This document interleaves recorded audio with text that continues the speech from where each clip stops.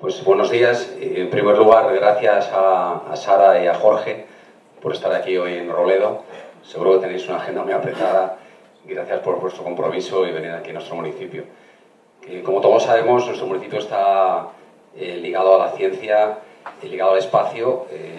Aquí radica una de las 3 estaciones que tiene NASA en el mundo. Desde el Ayuntamiento, pues la verdad es que tenemos un compromiso firme con la apuesta, ¿no?, de la divulgación científica. Pues a lo largo del año hacemos la Semana del Cine del Espacio, que hemos hecho ya 8 ediciones. Han venido grandes directores de cine como Manuel Uribe y Armendariz, científicos, director de la Estación de Seguimiento del Espacio Profundo de Robledo de Chavela. Y también estamos en los cursos de verano de la Complutense, ya en su 7ª edición, ¿no, Carlos?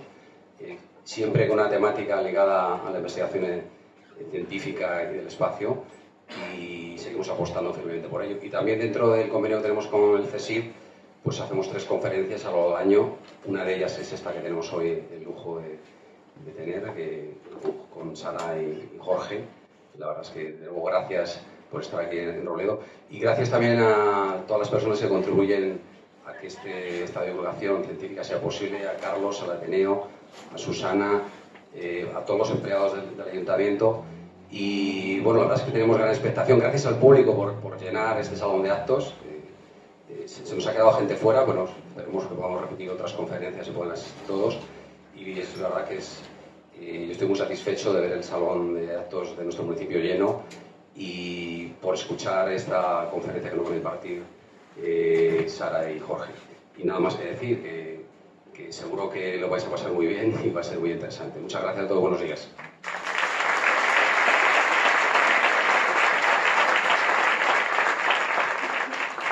Bueno, no voy a repetir las gracias, ya las ha dado el alcalde y las doy por hecho. Solo deciros que este tipo de actividades está vinculado a los cursos de verano.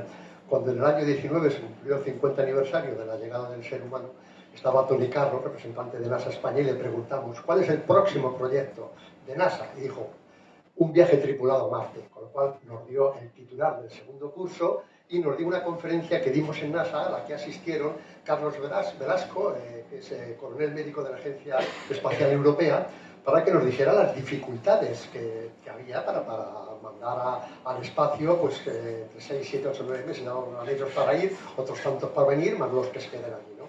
Vino también Felipe Gómez, que es un especialista en los límites, es un astrobiólogo, compañero yo también, pero tuyo sí, del CAP, especialista en los límites de la vida en situaciones extremas.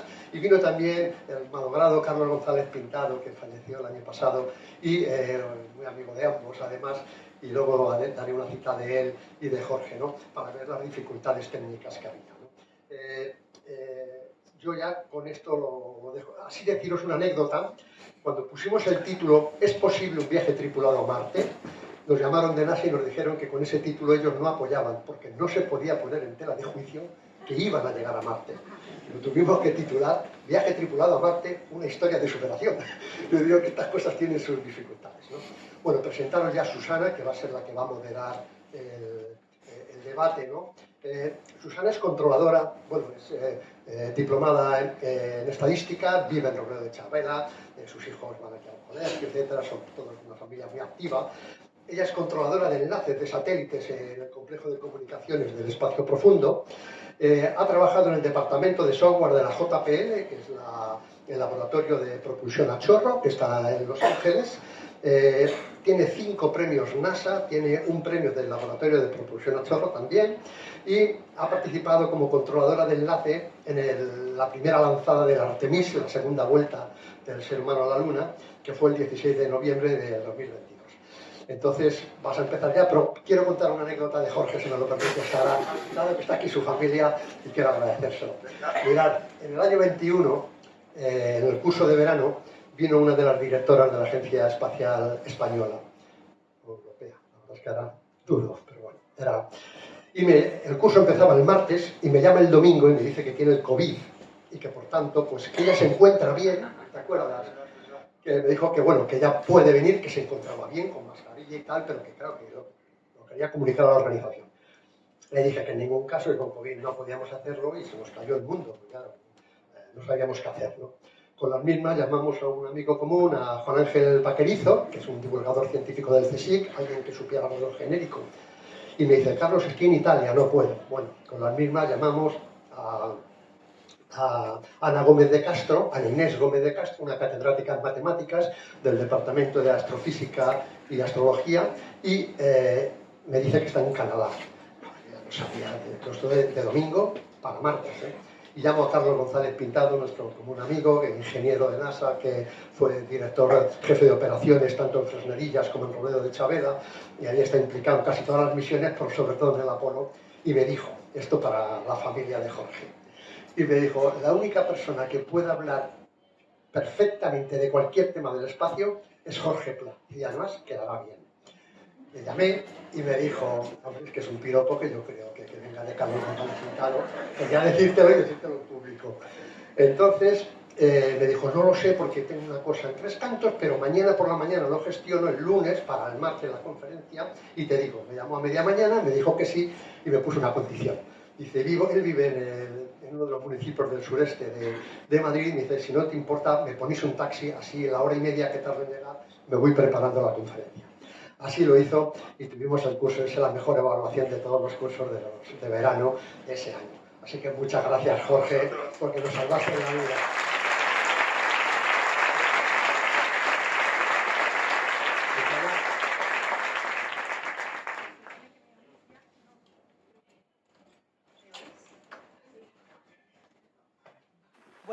Buenas.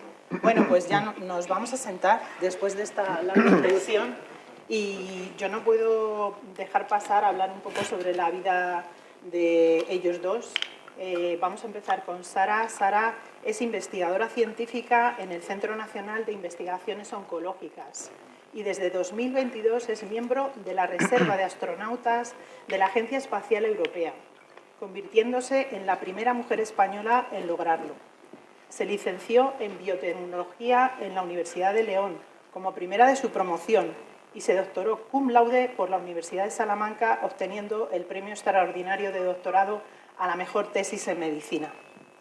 Su carrera profesional ha estado dedicada a la investigación oncológica, liderando proyectos de medicina personalizada y explorando nuevos tratamientos contra el cáncer.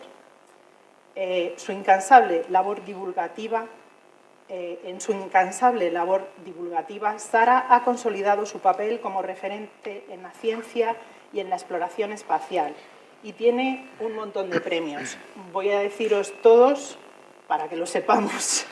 Es premio Ada Byron Joven, tiene la medalla de plata de la Comunidad de Madrid, hija predilecta de León, leonesa del año, premio Clara Campo Amor del Ayuntamiento de Madrid y premio Castilla y León de Ciencias Sociales y Humanidades, entre otros. Y además figura entre las 100 mujeres más influyentes del país según la revista Forbes. Un aplauso a Sara, por favor.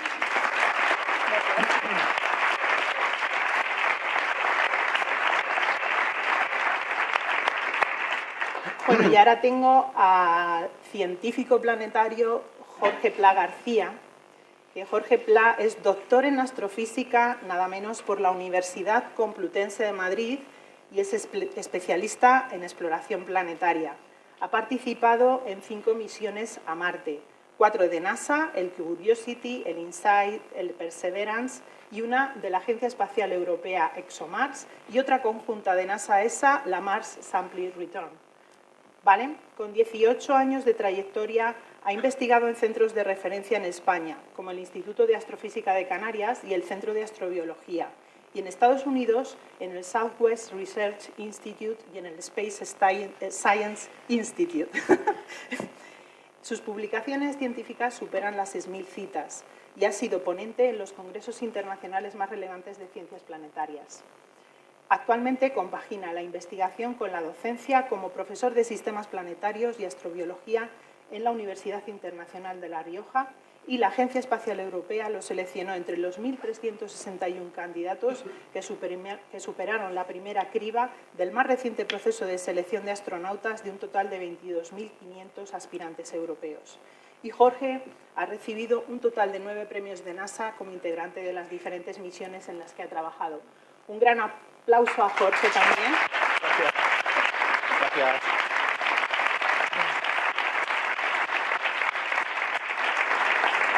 Bueno, y ya que nos hemos presentado todos adecuadamente, vamos a empezar con este tema que a todos nos apasiona y que vamos a dedicar esta mañana a hablar.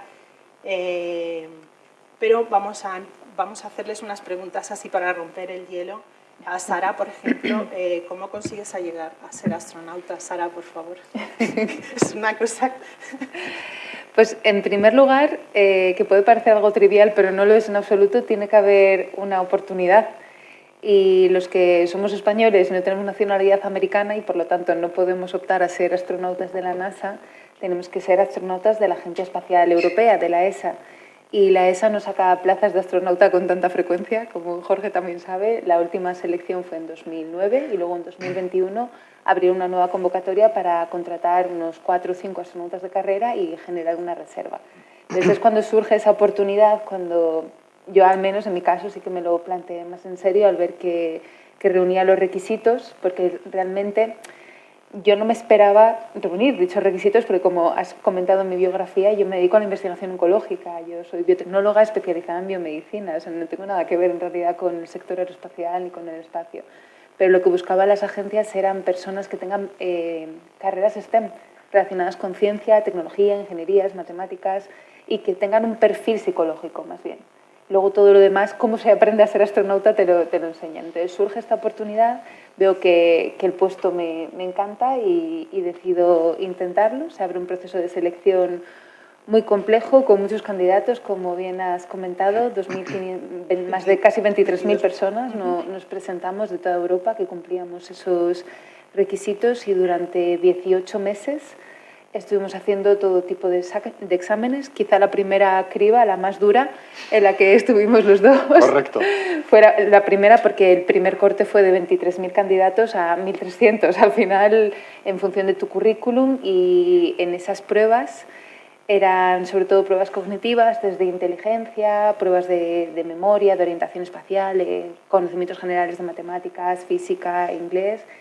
Y ahí fuimos un grupo de unos 69 españoles, si 69. No me equivoco, sí. Que todavía mantenemos contacto, tenemos un grupo de WhatsApp y sí. Han surgido colaboraciones, han surgido cosas muy interesantes y muy bonitas y mantenemos muy buena relación entre esos españoles que conseguimos pasar la primera criba.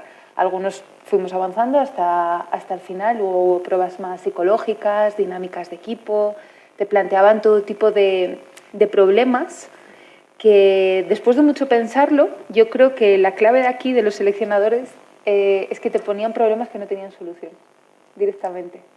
Pero lo que querían ver era cómo intentabas llegar a esa solución, cómo mantenías la comunicación con tus compañeros, si utilizabas información en tu beneficio o la ponías en común con el resto de miembros del equipo para todos juntos conseguir llegar a algo más importante que tus propios intereses. Era más un análisis psicológico de comportamiento, más allá de que dieras con la clave, con esa solución a un posible problema que no la tenía. Eso se estudió muchísimo a lo largo de todo el proceso. Hubo pruebas médicas que no físicas, que esto siempre es algo que matizo, que yo creo que en el imaginario colectivo se piensa que tienes que correr una especie de maratón y ser un superatleta y no es tanto así, hay que estar en buena forma, pero por temas de salud. Y muchas entrevistas, muchísimas entrevistas con gente, con personal de la ESA, de recursos humanos, con astronautas veteranos, con psicólogos y con el director general de la ESA. Y finalmente, 18 meses después, el 23 de noviembre de 2022, seleccionaron a la nueva clase de 2022, en el que estábamos 5 astronautas de carrera, entre los que se encuentra mi compañero, mi casi hermano Pablo Álvarez, y 12 astronautas de reserva para misiones más pensadas de corta duración y promovidas por las delegaciones nacionales, no tanto misiones de larga duración europeas. Pues eso es lo que quería aclarar. ¿Qué significa ser astronauta de reserva? Porque hay mucha gente que igual piensa que es, bueno, pues si tienen un problema con los astronautas que ya hay designados, pues echar mano de los de reserva. Sí.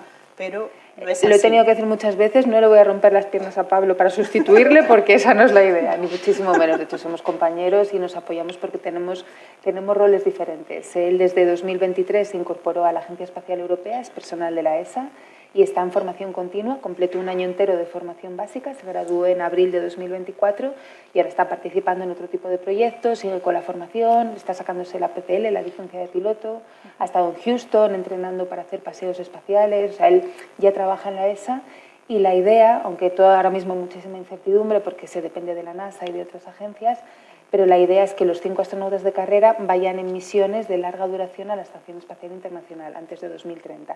Esa es la idea original, habrá que ver al final cómo se materializa.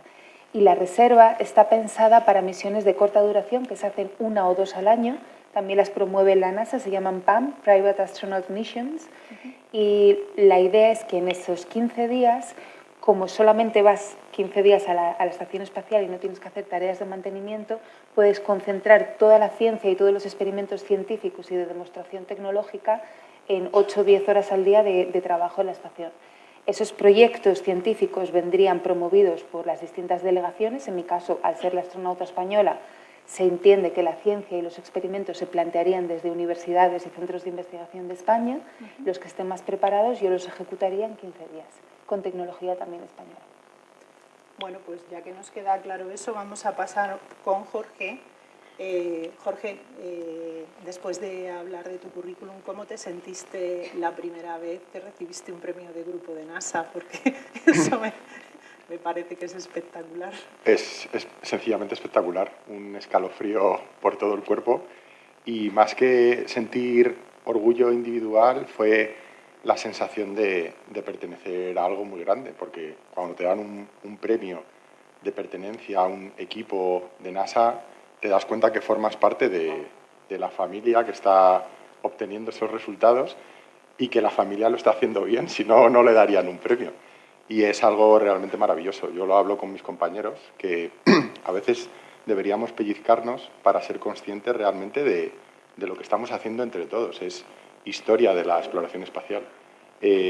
Nos han dado un total de 9 premios porque tenemos 3 estaciones meteorológicas españolas en 3 misiones de NASA y es algo que muy poquita gente en la historia de la humanidad ha podido hacer, manejar o telecomandar cacharros en otro planeta.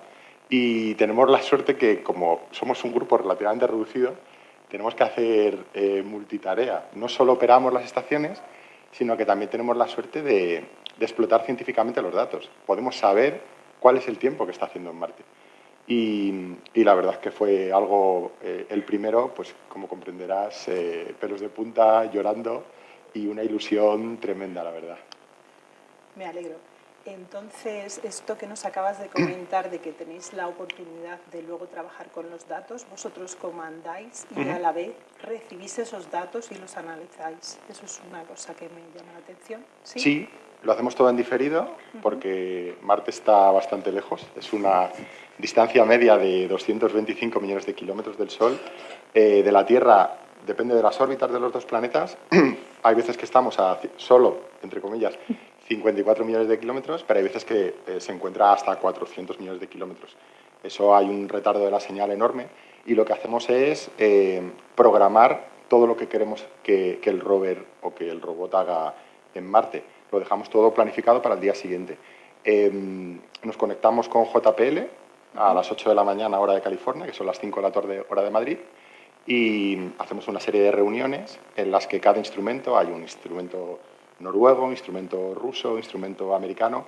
Cada uno de los instrumentos va diciendo cuáles son los comandos que quiere hacer para que el día siguiente se ejecuten. Esto se mete en una especie de software, de batidora, donde salen un montón de errores por incompatibilidades, cosas que no pueden hacer a la vez los instrumentos, y vamos afinando lo que llamamos el plan en diferentes reuniones, hasta que a última hora de la noche ya tenemos el plan perfecto. JPL lo envía a través de las antenas de espacio profundo, entre ellas una que tenemos aquí en Robledo. Se envían a Marte, el rover lo descarga y ejecuta las operaciones al día siguiente. Y es al otro día, al sol siguiente, donde también hacemos las labores de descarga de datos. Vemos a ver si lo que le habíamos dicho que tenía que hacer se ha ejecutado correctamente. Y encima podemos hacer ciencia, o sea, es que es maravilloso, es cerrar el círculo. Es la leche. Tú te lo cocinas y encima luego te lo puedes comer. Es genial. Bueno, pues para todos aquellos que todavía no lo hayan visto, hay un documental que se llama Good Night Opie, del Opportunity, Sí. que es muy emotivo y que habla de cosas parecidas a lo que nos cuenta Jorge. Buscarlo, si queréis, dura menos de una hora. Merece mucho la pena, Es mucho, muy bonito, mucho. es muy bonito. Vale. Bueno, pues ahora volvemos con Sara y sabemos que este año, ¿no? En enero has publicado el libro Órbitas, ¿no? Sí, sí, sí. Bueno, pues yo he tenido tiempo para leerme un par de capítulos. Me gusta mucho la frase esa que dices, me hubiera gustado ser patinadora del continente. Sara, como a mí, le hubiera gustado patinar en Carrefour, que vemos siempre a la patinadora para traernos los elementos. Pues eso es una de las citas de su libro.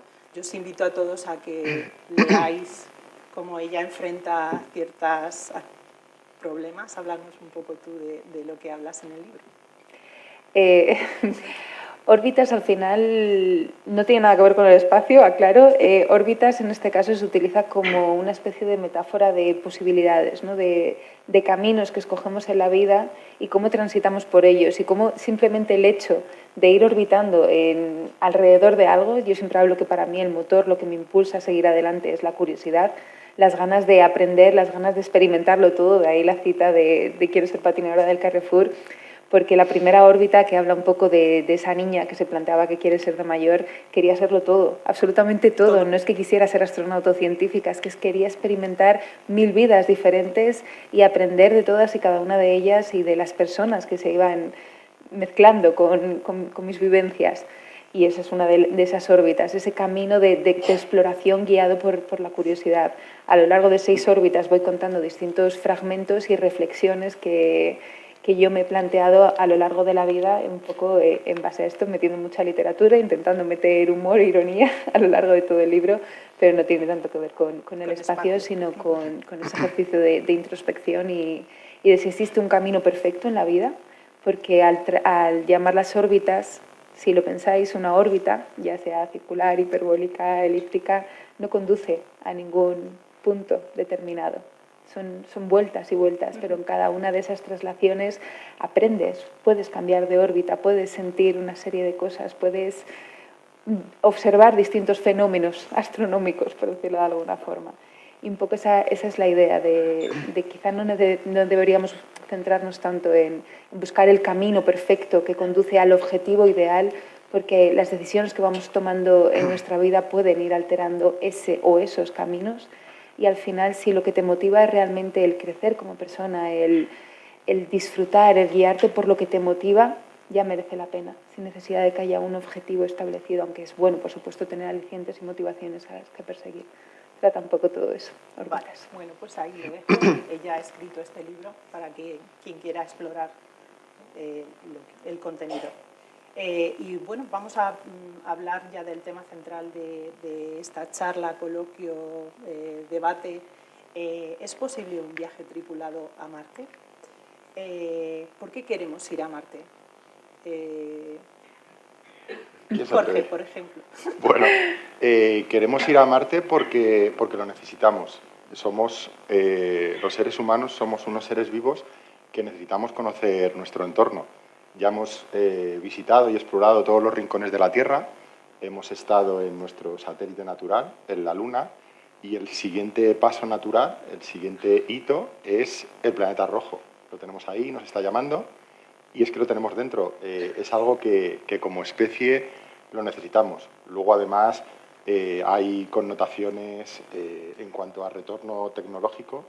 Toda la inversión que hacemos en espacio, al final, luego la sociedad tiene un retorno aquí en la Tierra en cuanto a nuevas tecnologías, nuevos instrumentos, nuevos aparatos, generación de puestos de trabajo. Pero luego, además, es muy importante porque cuanto más conocemos el resto de planetas, por ejemplo, el caso de Venus o el caso de Marte, mejor comprendemos a la Tierra. Hay muchos procesos en la Tierra que no comprenderíamos tan bien si no hiciéramos planetología comparativa. Por ejemplo, nos planteamos cómo es posible que 3 planetas que en sus orígenes eran tan similares como Venus, Tierra y Marte han tenido un desenlace tan extraordinariamente diferente. En Venus hubo un efecto invernadero desbocado con una atmósfera enorme, muchísima presión en superficie, 600 grados de temperatura en el suelo, llueve ácido sulfúrico, es un infierno. Pero es que a Marte le pasó lo contrario. Marte perdió su escudo protector, su campo magnético, y el viento solar barrió la atmósfera. Y al barrer la atmósfera, pues es un planeta súper frío, no hay masas líquidas en superficie, y sin embargo en la Tierra pues tenemos unas condiciones ideales. Entonces, cuando más conocemos Marte, más entendemos de nuestro propio planeta. Y bueno, luego ya aspectos puramente, tenemos que convertirnos en una especie interplanetaria.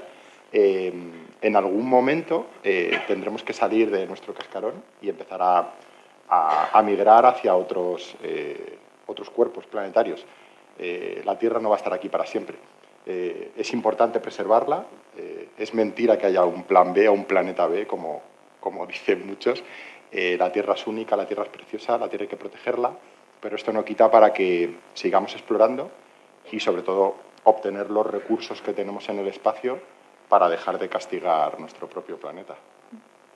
Sí, estoy de acuerdo en que no existe otro planeta. Es mucho más fácil vivir en el que tenemos que intentar irse a otro porque el nuestro se va a acabar. Así que conservémoslo lo mejor que podamos. Bueno, pues, ¿cuál sería la duración aproximada para una misión tripulada a Marte? Es para que nos hagamos una idea de lo que estamos hablando. Ya simplemente llegar a Marte puede llevar entre 6 y 9 meses. Hay que permanecer allí porque luego hay que encontrar también una nueva ventana. Antes comentaba Jorge que en función de las órbitas de los planetas puede estar a una distancia entre 54 y 55 millones de kilómetros o 400. Las necesidades de propulsión para llegar son completamente diferentes. Entonces estaríamos hablando en torno a que unos 3 años, una cosa así. Más o menos, sí. Mínimo. Sí, siempre se ha hablado que ya que nos cuesta llegar tanto y queremos hacer algo de ciencia, utilicemos ese tiempo que necesitamos para seguir allí. Estamos hablando de unos 3 años fuera del escudo protector de nuestra atmósfera y tenemos que prepararnos para ello. Entonces, en nuestro primer bloque, la exploración actual y el futuro espacial, ¿en qué momento de la exploración estamos? Estamos preparándonos para ir a Marte, pero ¿tenemos todo preparado? Podemos hablar que necesitamos unos desarrollos tecnológicos. ¿Qué desarrollos tecnológicos consideráis esenciales para una misión tripulada a Marte? Bueno, yo creo que es fundamental estos nuevos sistemas de propulsión que se están proponiendo, la propulsión nuclear térmica que se está estudiando, que todavía no está desarrollada, para precisamente acelerar los plazos del viaje que ha comentado Sara. Es un viaje muy largo y queremos reducir el tiempo de exposición de los astronautas a la radiación. Por eso a mí me parece un aspecto clave, además de otro del que muy poco se habla, pero todavía no hemos lanzado un cohete desde otro planeta. Esa tecnología no existe a día de hoy. Se ha propuesto para la misión Mars Simple Return, pero todavía ni se ha desarrollado ni la hemos probado. Y luego, sí que es verdad que tenemos todo el conocimiento que necesitamos de Marte. Marte es el planeta mejor estudiado de todo el sistema solar junto con la Tierra. Todo lo que necesitamos saber de Marte ya lo sabemos. Ahora lo único que tenemos es que tener la voluntad política y la cooperación internacional para acometer la empresa. A mí me gusta decir o compararlo con las misiones Apolo, que fueron exitosas en el 69, a mí me gusta decir aterrizaje en lugar de alunizaje, tengo una gresca con la RAE. Estaríamos ahora mismo como si fuera el año 1961. Lo tenemos ahí a tiro, pero todavía hace falta desarrollar esa tecnología y probar, sobre todo los temas o los aparatos de subsistencia en el planeta rojo, generación de recursos in situ. Todas esas tecnologías que van a necesitar los astronautas en Marte ya las estamos probando con los rovers que tenemos allí. Por ejemplo, en Perseverance tenemos varios instrumentos que ya son capaces de generar oxígeno, de estudiar el hielo de agua en el subsuelo, estaciones meteorológicas. Estamos cerca, pero todavía queda un empujoncito. Quedan muchos desafíos tecnológicos en este sentido. Yo no soy tan optimista. Creo que con voluntad política y, por supuesto, con inversión y con todas las mentes pensantes, ingenieros, científicos que hay detrás, llegaremos, pero todavía hay muchas cosas. Tenemos que pensar que, antes lo hemos comentado, son casi 3 años, ¿no?, de misión. Más o menos. Una tripulación de 5 o 6 astronautas tiene que comer, tiene que respirar, tiene que beber, genera desechos. Eso implica que necesita sistemas de soporte vital cerrados. Ahora mismo, cuando estamos en el espacio, que casi todas las misiones desde el Apolo han sido la Estación Espacial Internacional, que está a tiro de piedra en comparación, son 400 kilómetros, hay naves de suministro. Obviamente hay muchos sistemas de reciclaje, se recicla el agua, pues se recicla la orina para generar agua, pero hay sistema de ventilación que mueve y elimina el CO2 que expulsan los astronautas, que les proporciona oxígeno, que les proporciona una temperatura, y se les lleva el alimento desde la Tierra, se les lleva el agua que es necesario. En una misión de 3 años todo eso tiene que estar de alguna forma integrado, y la cantidad de agua que necesitaría una tripulación de 5 astronautas podría llegar hasta las 100 toneladas. Llevar eso en un cohete no es tan sencillo, se necesitan sistemas cerrados que sean capaces de producir el oxígeno y el agua y el alimento que los astronautas van a precisar durante una misión. Ya no solo el tema de los recursos in situ que se pueden obtener del planeta, que por supuesto eso es algo que habrá que utilizar, sino para el propio viaje y el tiempo que estén allí. Es algo que todavía no está solucionado, y igual que tampoco está solucionado cómo vivir 3 años expuesto a la radiación cósmica a la que van a estar los astronautas. Se está haciendo muchísima investigación desde generar bases en la superficie con el propio regolito marciano que permitan protegerlo, pero sistemas de escudo en las propias naves espaciales, pero todavía hay muchísimos desafíos técnicos que están sobre la mesa, y afortunadamente hay hay centenares de líneas de investigación en los distintos ámbitos que están profundizando en esto, pero aún no está resuelto. Y el tema de la propulsión necesitamos saber llegar desde la Tierra todavía. Por todo ello, las misiones a la Luna están siendo un grandísimo entrenamiento para estas tecnologías y para probarlas en algo un poco más controlado, en el que la duración total de la misión sería más corta que una Marte. Pues en algún artículo he leído que estos motores de propulsión, algunos motores que planean en la Agencia Espacial China, pretenden hacer un motor de propulsión tan potente que sea capaz de llevarnos a Marte en 39 días. Esto es una noticia de hace, no sé, del 2021 creo. No sé si tienen algo desarrollado de esa potencia. Desde luego el motor de propulsión de iones sí lo están probando. Pero no con esas potencias. Y de momento lo que tardamos es 6, 7 meses, 8 meses. Si no esperáramos a otra ventana interesante porque no tenemos los recursos, pues nos podríamos plantear volver si tuviéramos la tecnología para despegar un cohete. Pero yo creo que en cualquier caso, ya que vamos, deberíamos investigar si somos capaces de vivir con los recursos que hay allí. Sabemos que hay agua, gracias a todos los rovers que hemos lanzado, ya estamos seguros de que hay agua. Una de las misiones está recogiendo ya trozos de roca para que una misión que está por venir, que esperemos que tengamos dinero para... pueda recoger esos tubitos que está dejando nuestro rover, el Perseverance, y poderlo traer de vuelta. Entonces, en todos los rovers que hay ahora, con esas estaciones meteorológicas, ¿tú crees que tenemos todos los datos que debemos tener para abordar una misión? El conocimiento es abrumador que tenemos del planeta rojo. Estás hablando ahora del rover Perseverancia. Esos instrumentos, por ejemplo, RIMFAX, que es un radar que está mirando en el subsuelo hasta 10 metros de profundidad, está encontrando hielo de agua. Sabemos que hay, la noticia del agua en Marte, que siempre sale la noticia, descubierta agua en Marte. El agua en Marte lleva descubierta desde la década de los 60. No hay ninguna novedad en ello. No hemos encontrado nada de agua líquida porque las condiciones atmosféricas no lo permiten. Hemos encontrado agua en fase vapor de agua en la atmósfera, pero una pequeña cantidad, y sobre todo mucho hielo de agua repartido por todo el planeta en el subsuelo, sobre todo en latitudes altas y en los casquetes polares. Hay muchísimo hielo de agua. Se ha estimado que si se derritiera todo el hielo de agua solo de los casquetes, formaríamos un océano global de 30 metros de profundidad, que no es mucha profundidad comparada con nuestros mares y océanos, pero, jolín, es un océano global. hay mucho agua en Marte. Y como decía antes, toda esta tecnología la estamos probando. MOXIE, el instrumento que lleva a bordo el rover Perseverance, está inhalando la atmósfera marciana. La atmósfera marciana es muy sencilla de simular aquí en la Tierra porque es un 96% de CO2. Entonces, lo que está haciendo el instrumento MOXIE es inhalar el aire marciano, este CO2, por un proceso de pirólisis, electrólisis, lo está rompiendo y está generando oxígeno.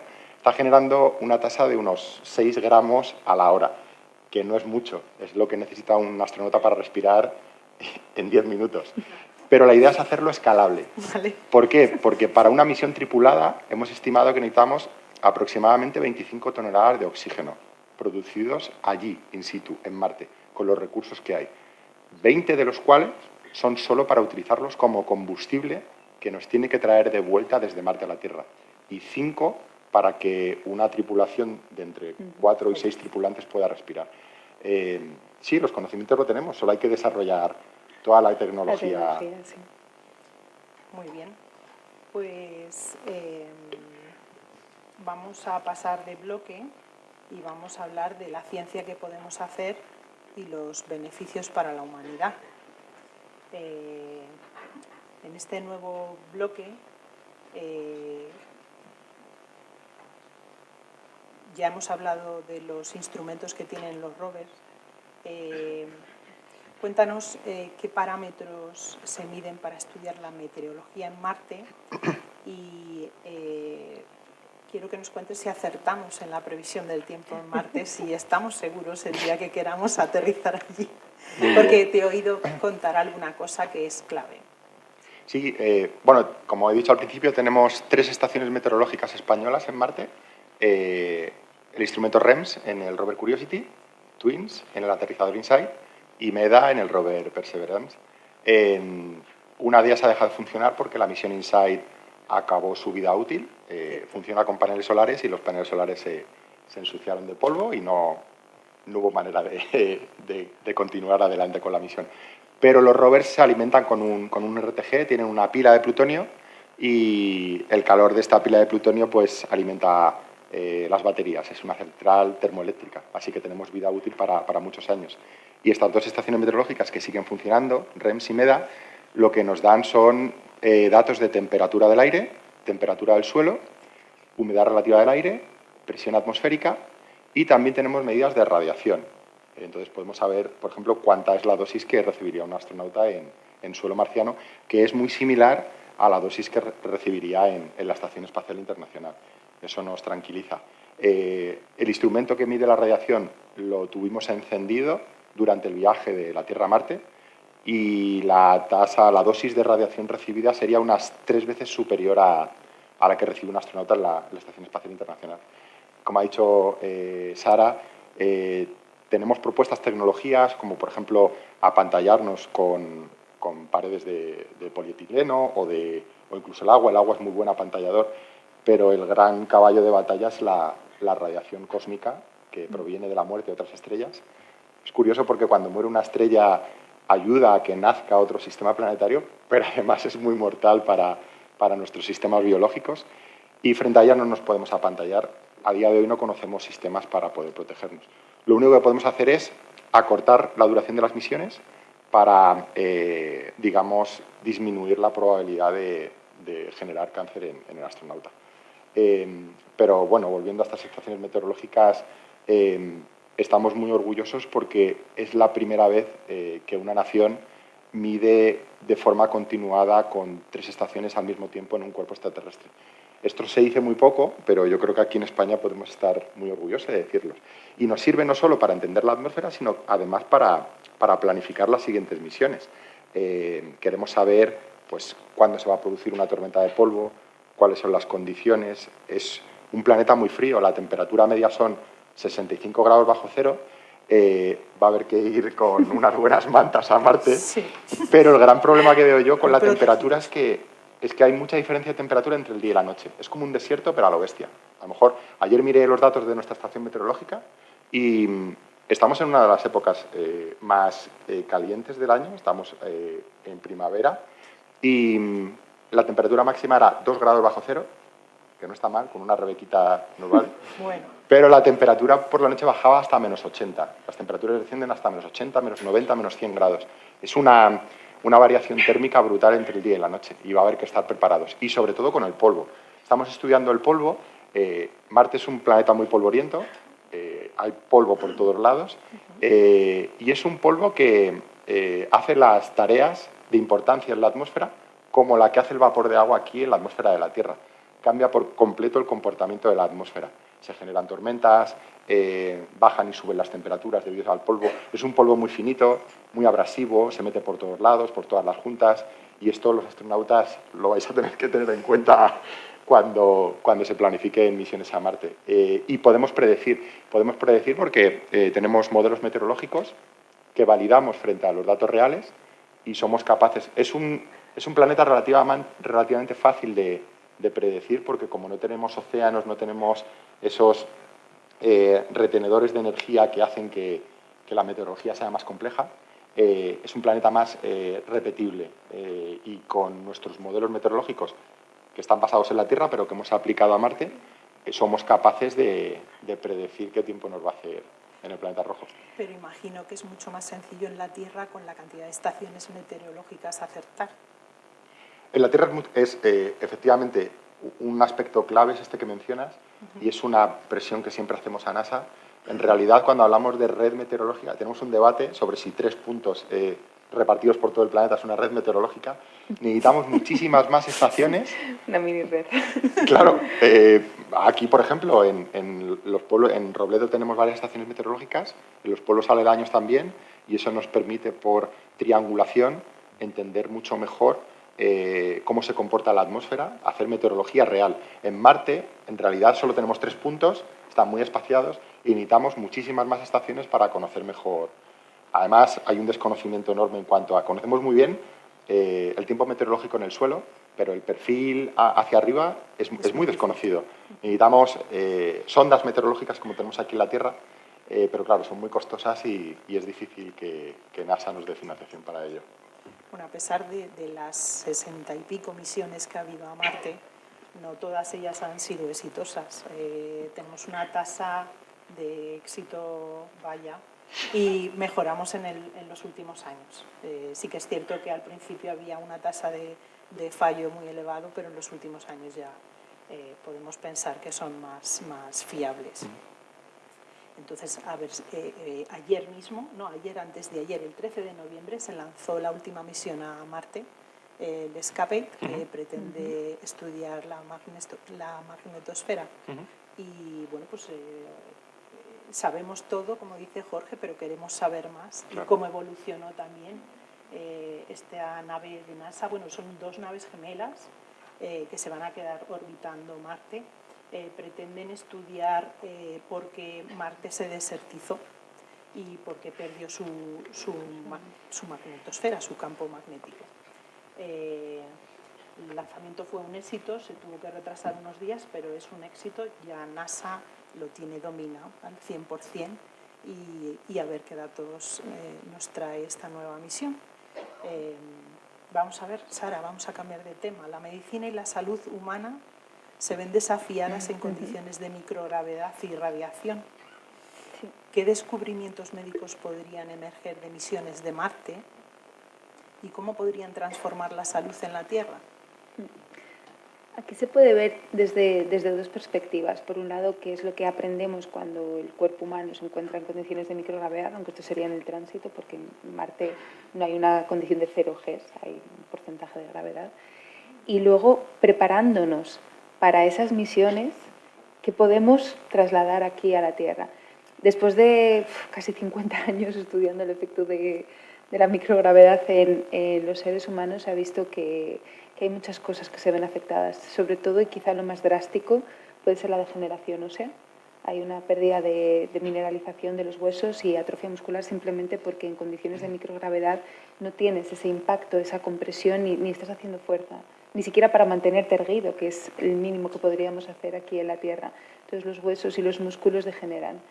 Y para que os hagáis una idea, la tasa de degeneración ósea en un astronauta en una misión espacial es como 10 veces superior al peor caso que tiene lugar en la Tierra, es decir, la cantidad de masa ósea que perdería. El peor escenario sería una mujer menopáusica o una persona anciana.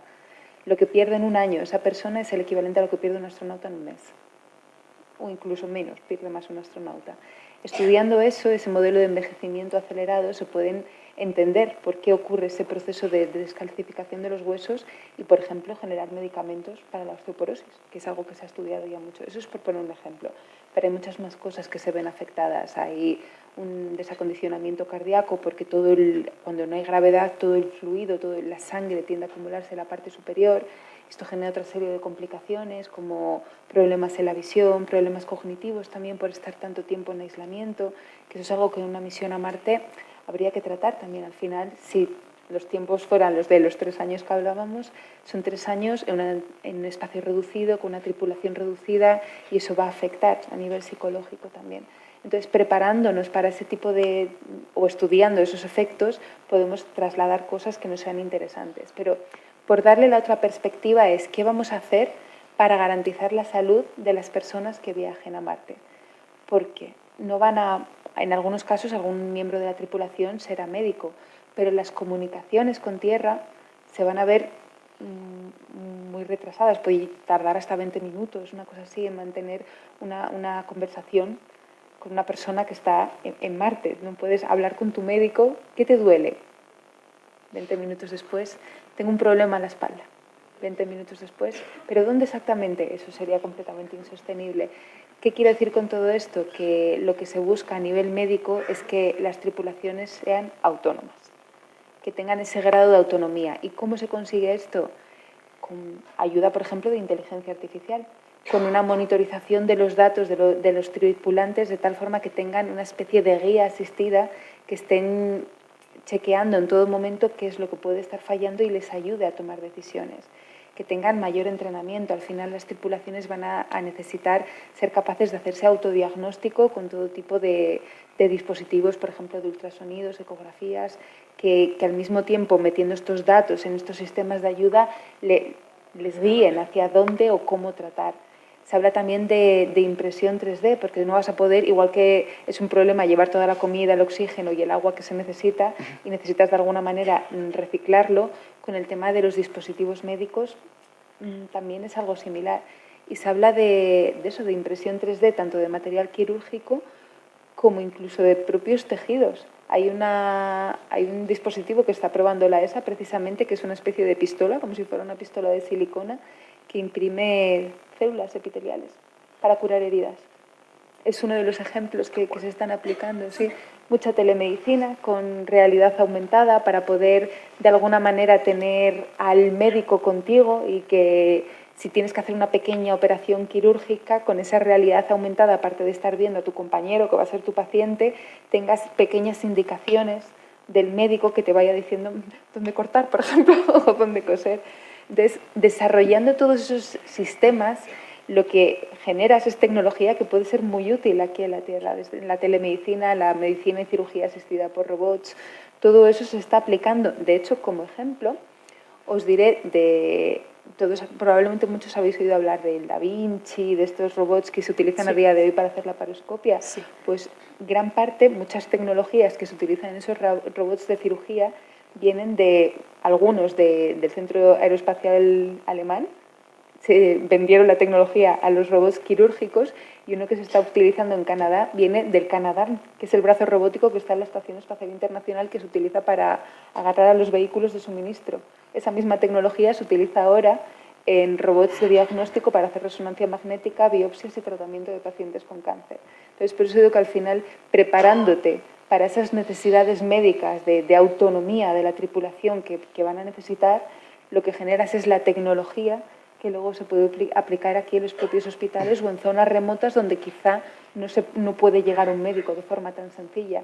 Implementas esas formas de telemedicina, que es muy, muy interesante. Bueno, yo creo que el avance de la operación, la cirugía robótica es una cosa increíble, porque te puede operar un médico si tuviéramos la comunicación adecuada, te podría operar de manera remota. O sea, hay médicos ya que salen, que están físicamente en Shanghái. Recuerdo ahora, hay un médico muy famoso que es gallego y que tiene su base allí en Shanghái y que opera con un robot, pero operado a distancia, con lo cual no tendríamos que tener ese perfil en el espacio. El problema es que Marte está muy lejos, las comunicaciones para que le llegaran los comandos serían con mucho retardo. Pero bueno, puede ser el futuro, que mejoremos esas comunicaciones y seamos capaces de operar a una persona de manera remota, porque una apendicitis te puede dar... Exactamente, sí. Y en las misiones más cercanas siempre está la opción de la evacuación, o incluso me voy a una misión a la Luna, que es bastante compleja también a nivel médico, pero puedes volver a Tierra en un periodo relativamente corto. En Marte no, hay que ser autónomo, tienes que sobrevivir. Y si surge una complicación médica, hay que ser capaz de solucionarla. Eso también es un desafío tecnológico y científico, pero es interesante porque en solucionar ese problema solucionamos otros muchos. Y sí, que solucionamos los locales. Y asumir que va a suceder. Sí, exacto. Asumir que los problemas y los riesgos están ahí. Que son las personas más sanas del mundo, sí. Pero la misión se planifica pensando en que algo mal va a pasar. Sí. Sí, hay que ponerse en lo peor. Porque bueno, los podéis llevar a los 3 o los 4 operados de apendicitis, pero otra cosa surgirá. Bueno, pues vamos a... No sé si tenemos aquí... bueno, sí quiero hablar en esta pregunta que me parece increíble. NASA ha publicado el 10 de septiembre del 2025 que una muestra recolectada por el rover Perseverance en el antiguo lecho de un río seco cerca del cráter Jezero podría conservar evidencia de vida microbiana antigua. Y entonces... ¿qué oportunidades existen para encontrar biomarcadores? Que quiero que expliquemos, porque habrá gente que lo sepa y otras personas igual no, qué significa la palabra biomarcador, y entender las condiciones de habitabilidad marciana y qué repercusiones tendría para la biología, o sea, encontrar una señal de vida. Podría tener señales de vida o podría no tenerlas, porque la verdad es que no está claro. Lo que han dicho los autores es que es un potencial biomarcador. Potencial. Esa es la clave. Esa es la clave. Palabra potencial. ¿Por qué? Porque definimos biomarcador aquel compuesto orgánico que procede unívocamente de actividad biológica. Si no, no es un biomarcador. Ya hemos tenido muchos fiascos en los últimos años con la famosa fosfina en Venus, que al final los autores tuvieron que retractarse porque no habían detectado fosfina. Pero en el caso de haberla detectado, eso no indica que haya actividad biológica, porque conocemos procesos que son capaces de producir fosfina sin actividad biológica. Procesos químicos, entrega de material cometario, asteroides a Venus, actividad volcánica, descarga de rayos en la atmósfera. También nos ha pasado con el famoso metano de Marte. El metano en la Tierra, está producido en un 95% aproximadamente por actividad biológica, y cuando se detectó en Marte, que también está en tela de juicio, no tenemos una confirmación segura, conocemos otros procesos que no involucran a la vida. Por eso a mí me gusta siempre citar al gran Carl Sagan, que nos decía que afirmaciones extraordinarias exigen evidencias extraordinarias. No tenemos ni una sola evidencia, ni extraordinaria ni poco extraordinaria, de actividad biológica pasada en Marte, a fecha de hoy. Vale. Tenemos pistas, que es lo que han dicho los autores.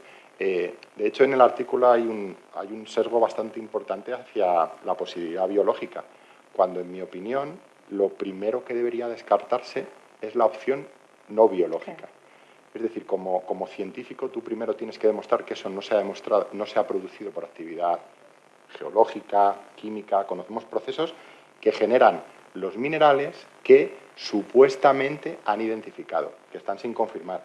Entre ellos la greigita, que es un mineral que se produce por actividad de microorganismos aquí en la Tierra, pero también por otras muchas actividades que no involucran a la vida. Por eso yo creo que es importante tener cautela y traer esas muestras a la Tierra. ¿Por qué? Porque en los laboratorios de la Tierra tenemos los laboratorios mucho más avanzados en comparación con los rovers, que nos van a dar la respuesta de, efectivamente, qué tipo de mineral hay en esa roca y si procede de actividad biológica o no. Lo que es seguro es que es el mejor indicio, no evidencia, indicio de actividad biológica pasada que tenemos en Marte hasta la fecha. Pero hay que traerlo. Por eso es tan importante la misión Mars Sample Return. Por eso llevamos desde el año 2021 que aterrizó el rover Perseverance analizando las rocas, buscando los mejores sitios astrobiológicos seleccionados minuciosamente. Es que pasamos literalmente semanas en la misma roca. Es un poco aburrido porque es una misión prácticamente geológica, pero es que nos da mucha información. Esas muestras las estamos metiendo en tubitos y esos tubitos tienen que traerse de vuelta a la Tierra con la misión Mars Sample Return que la administración Trump ha cancelado de facto. Muchos compañeros en Estados Unidos todavía siguen siendo optimistas, pero la verdad es que a día de hoy esas muestras es probable que se queden más tiempo esperando a que sean recogidas. La Agencia Espacial China, por ejemplo, sí que va a ir a por otro tipo de muestras, mucho más sencillo, mucho más fácil, no tan interesantes desde un punto de vista astrobiológico. Ellos van a ir, tocar, coger y volver. Y además que son mucho más pragmáticos, no tienen un interés astrobiológico tan importante como las del cráter Jezero. Es una zona, de hecho la palabra Jezero significa lago en lenguas eslavas. Hemos confirmado que donde hemos aterrizado es un antiguo lago. Se ve, en la parte izquierda se ve el valle Neretva, que es un antiguo cauce de un río que desemboca dentro del cráter, y en la parte superior derecha se ve el cauce de salida del río. Y hemos aterrizado ahí porque como queremos buscar esas pistas de vida, sabemos que es un antiguo lago, ahora lo hemos confirmado, y encima veíamos desde órbita que hay unas arcillas en el suelo que preservan muy bien la materia orgánica en caso de que hubiera habido actividad biológica en el pasado. Marte es un infierno y como la atmósfera es tan delgada, la radiación ultravioleta solar machaca a la superficie, en la que además hemos encontrado sales con un contenido en cloro enorme, y la mezcla de cloro y radiación ultravioleta hace que todo esté machacado en el suelo, pero en esta zona esas arcillas preservan la materia orgánica durante millones de años y es por eso el sitio ideal para ir a buscarlas. Ahora lo que hay que hacer es tener la voluntad política para traerlas de vuelta a casa. Pues, Sería una pena que se quedaran allí. Desde luego, la verdad. Mira que es una misión bonita la del Mars Sample Return. Y además es una misión con una cooperación internacional brutal. Sí. Es una aportación de la Agencia Espacial Europea. Junto con Sí. la NASA, sí. Bueno, conjunta. eso nos introduce la siguiente pregunta, que en la investigación espacial, en otras cosas no, pero en la investigación espacial triunfa la cooperación internacional y muestra de ello es la Estación Espacial Internacional, que es un ejemplo para la humanidad.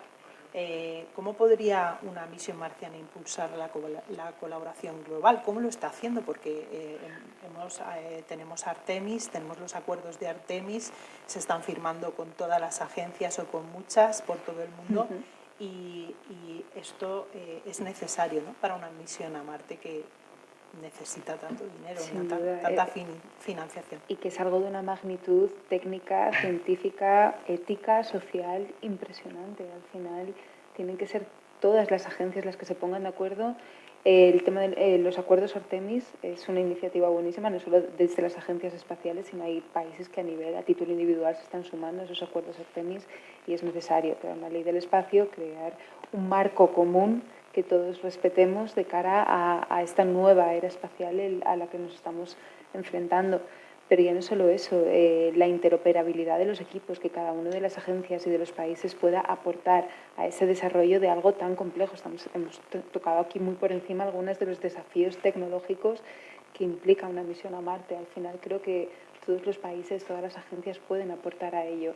La Estación Espacial Internacional es una obra de ingeniería probablemente la más compleja que el ser humano ha construido y lleva en órbita 25 años, habitada, han salido decenas de miles de publicaciones científicas derivadas de lo que se hace allí y eso fue el esfuerzo aunado de 5 agencias, de Rusia, de Japón, de Canadá, de Europa y de Estados Unidos, que comparten todas ellas un mismo lema. Puede sonar un poco ingenuo, pero ese es el espíritu y la misión de la exploración espacial, la exploración y el uso pacífico del espacio para el beneficio de la humanidad.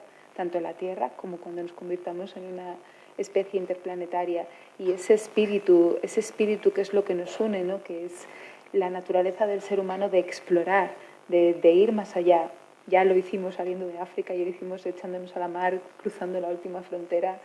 Eso lo compartimos todos como especie. Ahí ya no se ven fronteras ni ideologías políticas, y eso para mí debería ser el germen, ¿no? de una misión, porque todo lo que puede derivar de ello es mucho más positivo para el ser humano. Bueno, y no solo la colaboración, sino luego todo lo que se aprende, que se divulgue, que se comparta, ¿no? El hecho de que estos acuerdos no solo implican vamos a colaborar, sino te obligo a que lo que sepas y lo que averigües lo compartas con todo el mundo. Yo creo que eso es muy bonito, porque todos aprendemos y mejoramos, que es la clave de las tripulaciones, el trabajo en equipo, y de los proyectos de software, de los científicos. Aquí tienes a 2 científicos, eso es nuestro día a día, la colaboración y el trabajo en equipo, y que todos los descubrimientos que haces no son para ti, son públicos, se comparten con la comunidad científica y con el resto de la sociedad. Es una tarea colaborativa, sin duda. Imposible hacerla de forma clara. Bueno, yo querría tener más tiempo, pero nos hemos comido el tiempo de la charla, aunque nos quedan 2 bloques. Voy a dar paso al público, y si el público no tiene preguntas, pues seguimos con nuestra charla, pero... Buenos días. Bueno, lo primero, muchas gracias por lo que ha sido la exposición, que me ha parecido muy interesante. Eres una pregunta para Jorge, acerca de que el viaje a Marte se puede hacer desde la Tierra, sería lo normal, pero también hay alguno que ha hecho alguna suposición acerca de si sería mejor tener o llegar a conseguir tener una base en la Luna, y desde la Luna hacer las misiones y evitarnos todo lo que es el tener que salir de la Tierra con el esfuerzo que supone, ¿no? Entonces, quería preguntarle si esto es realmente algo posible, es una alternativa factible, o si realmente no es más que un poco de ruido. Muchas gracias por la pregunta.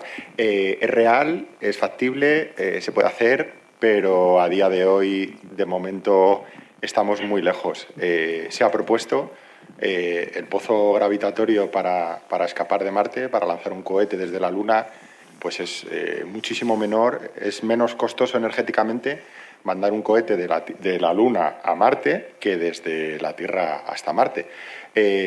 Esto seguramente lo veamos dentro de varias décadas, porque tendríamos que tener una tecnología lo suficientemente desarrollada como para tener unas bases permanentes en la Luna, un centro de lanzamiento específico desde la Luna. Para ello tendríamos que enviar todo el material desde la Tierra a la Luna para construir estas bases. Digamos que para hacerlo sostenible, estos viajes a Marte en un futuro, yo sí lo veo. A día de hoy es, de momento, ciencia ficción. Y, de hecho, la coyuntura internacional, geopolítica que tenemos hoy en día, ha hecho que, por ejemplo, la decisión de NASA haya sido mantener el programa Artemis a la Luna, pero centrándose sobre todo en Marte. Marte siempre era el objetivo último del programa Artemisa, era volver a la Luna, utilizar la Luna como laboratorio natural para aprender y poner un humano en Marte. Ahora ha cambiado un poco este paradigma. Se espera que después de la misión Artemisa 3 ya todo el esfuerzo se enfoque hacia Marte, y esto yo creo que coartaría nuestras probabilidades de poner estas bases permanentes en la Luna y este potencial futuro centro de lanzamiento espacial desde la Luna. Creo que se van a centrar directamente en la exploración de Marte, haciendo lanzamientos desde la Tierra. Muchas gracias por estar aquí. La verdad es que es una gran oportunidad el poderos escuchar. Cuando eres apasionado un poquito con el tema de la exploración espacial, luego pasan los años y te das cuenta, como en mi caso, de que pierdes un poquito la ingenuidad, ¿no? Porque la situación que hay en la Tierra ahora mismo es bastante complicada Y de alguna forma serían dos preguntas. Una, el interés realmente con Marte yo creo que tiene que ver, y no sé si me lo confirmaréis, con el tema extractivista, con el tema de fuentes de energía, con el tema de minerales. Hay una carrera industrial, entiendo también, con el tema de Marte y posiblemente militar. Y por otra parte, la otra parte menos ingenua es el tema de la basura y la contaminación que vamos a dejar en el planeta, ¿vale? Es decir, estamos ahora mismo, como decía Carl Sagan, en una civilización que todavía está en el umbral de la autodestrucción. Es decir, que la inteligencia de este planeta, de esta humanidad, no es muy avanzada, ¿no? En las escalas que se comentaban en los años 60-70. Entonces, simplemente es el tema de la basura, la contaminación en el planeta y luego porque ese interés ahora tan grande que está muy claro que es por temas que desde luego no serían esa política de bien común y de utilización del espacio de forma pacífica, posiblemente en el futuro en Marte, que se darían conflictos. Yo creo que a la hora de hablar de las motivaciones de la exploración espacial, no se trata de elegir la motivación espacial. Me refiero, creo que en toda tarea, especialmente en cosas tan complejas, como hablar de misiones que implican que el ser humano salga de su planeta y llegue a otros, es un prisma con muchas caras. Y todas y cada una de ellas influyen en los pasos que la sociedad va dando. Obviamente va a haber actores y actrices que tengan sus intereses más políticos, más económicos, más de divulgación, más de educación. Va a haber todo tipo de intereses. La idea es cómo armonizas y llevas a cabo esa exploración de una manera que tenga sentido. No creo que sea simplemente lo ponemos toda la apuesta hacia multimillonarios que quieren colonizar y explotar un planeta para hacerse todavía más ricos o un espíritu quizá un poco ingenuo de esto es por el beneficio de la humanidad y nada más y vamos a darnos todos la mano. Creo que entre ambos extremos, por decirlo de alguna forma, hay todo un rango de opciones que pueden ser interesantes para traer de nuevo a la Tierra a nivel de económico, a nivel de puestos de trabajo, de generar todo esto también es interesante y es interesante incluso para los propios políticos. De modo que no diría tanto vamos a elegir si es por esto o por lo otro, sino que es un cúmulo de intereses lo que al final motiva y potencia la exploración. Por eso también tiene que haber un marco legal y un marco ético que siente las bases, ¿no? que ponga un poco de cerco hacia dónde podemos llevarlo y que el equilibrio al final sea algo positivo para la especie.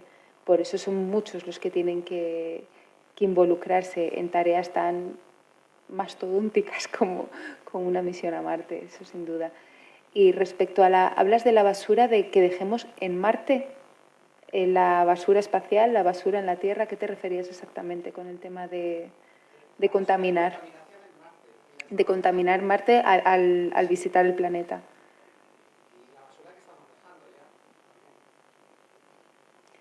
Bueno, de momento yo a los rovers y a todos los instrumentos no los llamaría basura. Eso es lo que estamos diciendo. Es justo lo que yo iba a decir. No son basura, hombre, son héroes de la exploración espacial que pensamos meter en un museo cuando tengamos... A mí me encantaría que estos, que son hitos del conocimiento humano y todas las alegrías que nos han dado, pues se pudieran meter en un museo allí en Marte. Sabemos dónde están sus ubicaciones. Y lo de contaminar al final pues los efectos secundarios es una necesidad. Aquí en la Tierra las leyes de la termodinámica nos dicen que no existe ninguna energía limpia, no existen. Todas las energías de la Tierra, todas, generan residuos. Y lo que tenemos que hacer como especie es proteger nuestro planeta y nutrirnos de todos los recursos que tenemos en el espacio. Dejar de dañar la Tierra y servirnos de todos los recursos. Marte no tiene nada interesante en cuanto a minería, eso que ha comentado geopolíticamente. Marte, la verdad es que no. La Luna sí, por ejemplo. En la Luna tenemos un material que es helio 3. El helio 3 es un combustible, es un material que es muy goloso para los gobiernos. Para la futura, esperemos tener algún día, fusión nuclear. Y tenemos mucho helio 3 en la Luna. Pero Marte es una roca estéril flotando en el... y no tiene un interés mineral. Pero lo que tenemos que hacer es eso, dejar de contaminar la Tierra y nutrirnos de los recursos que tenemos en el espacio. Y por añadir algo, en Marte los instrumentos que hay se pueden reutilizar. El problema es que el polvo los ha dañado y ya hemos visto en la ficción cómo utilizan algunos de los recursos que hay en Marte para poder ponerse en comunicación, ¿no? En esa película maravillosa, El Marciano.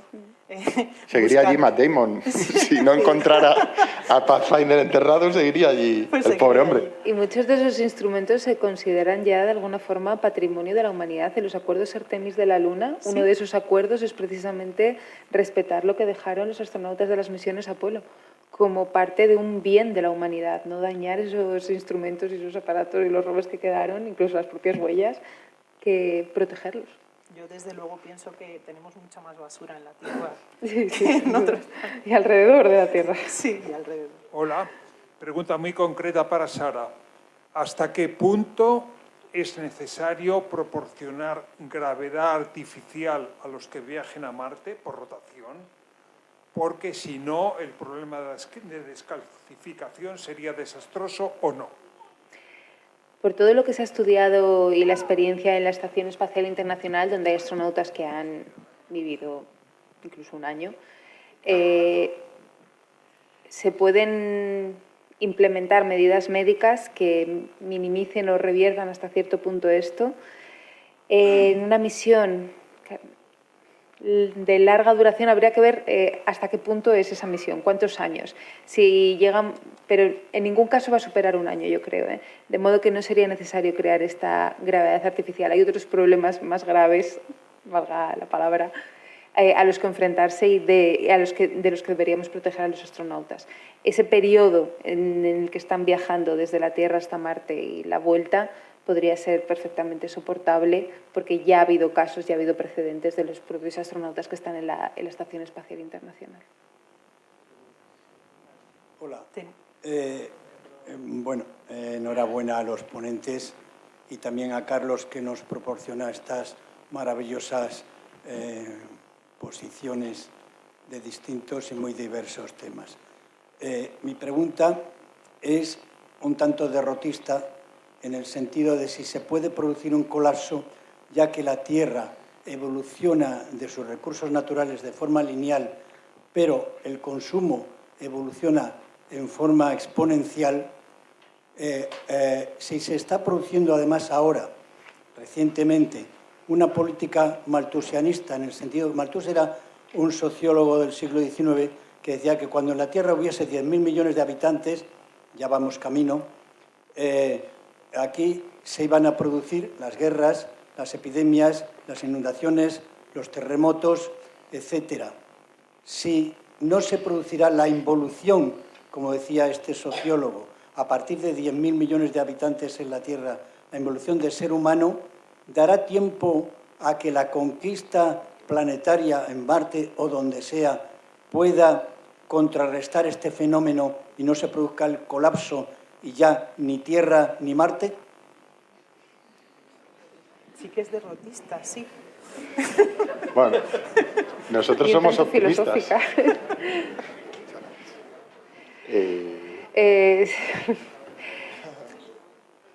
Yo no soy muy de la tendencia de que tenemos que llegar a Marte como para crear ese planeta B y dar por perdida la Tierra.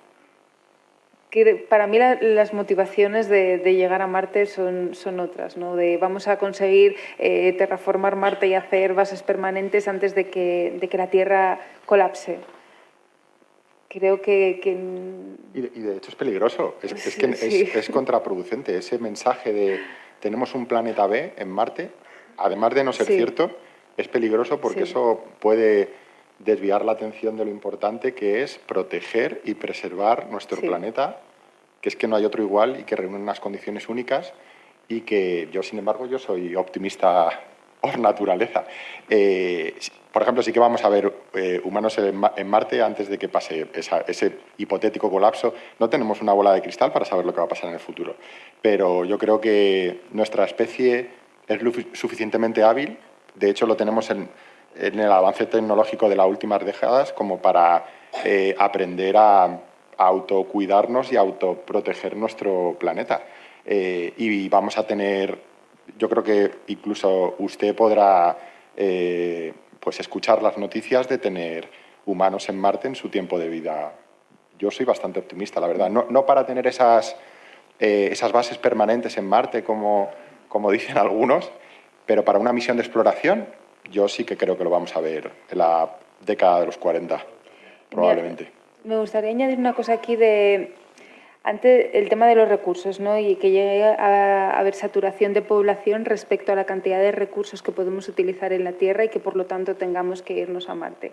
Con la motivación de ir a Marte, precisamente, donde los recursos para que la población y la tripulación sobreviva son limitados en el sentido de que no puedes cultivar grandes extensiones de terreno con plantas o con animales, no tienes agua a tu disposición que puedas extraer de ríos y potabilizar para consumir.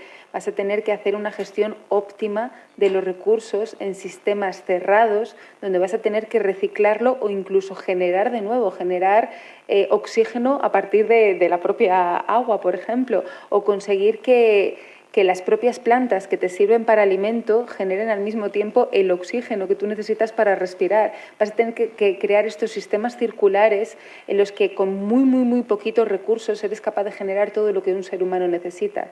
Si implementamos ese tipo de sistemas y de tecnología con la visión y el objetivo final de ir a Marte, de alguna forma estaríamos solucionando ese problema de la limitación de recursos. Lo que estamos haciendo es cambiar la forma en la que los seres humanos accedemos a esos recursos, en el momento en que las grandes extensiones de terreno se hacen completamente insostenibles para mantener esa población mundial. De modo que no es tanto colapsamos el planeta, vámonos a otro, sino con la idea de explorar cómo podemos solucionar, a lo mejor cambiando incluso nuestra forma de concebir, nuestra forma de alimentarnos o de nutrirnos gracias a esas tecnologías ante un problema tan grave como que llegará efectivamente un momento en el que la cantidad de población y la cantidad de recursos sean incompatibles. Habrá que cambiar esa forma y esa mentalidad. Y, por ejemplo, la exploración espacial es una buena herramienta tecnológica para ello. Cuéntale el dicho de la estación espacial con el café. Sí. El café que te bebes hoy es el mismo café que te beberás mañana, porque en la estación espacial la orina de los astronautas es lo que se recicla y se convierte en el agua potable que beberán al día siguiente. Sistema cerrado. Sistema cerrado, es perfecto. Eso es lo que hay que implementar en la Tierra, no darla por perdida para buscar un planeta alternativo.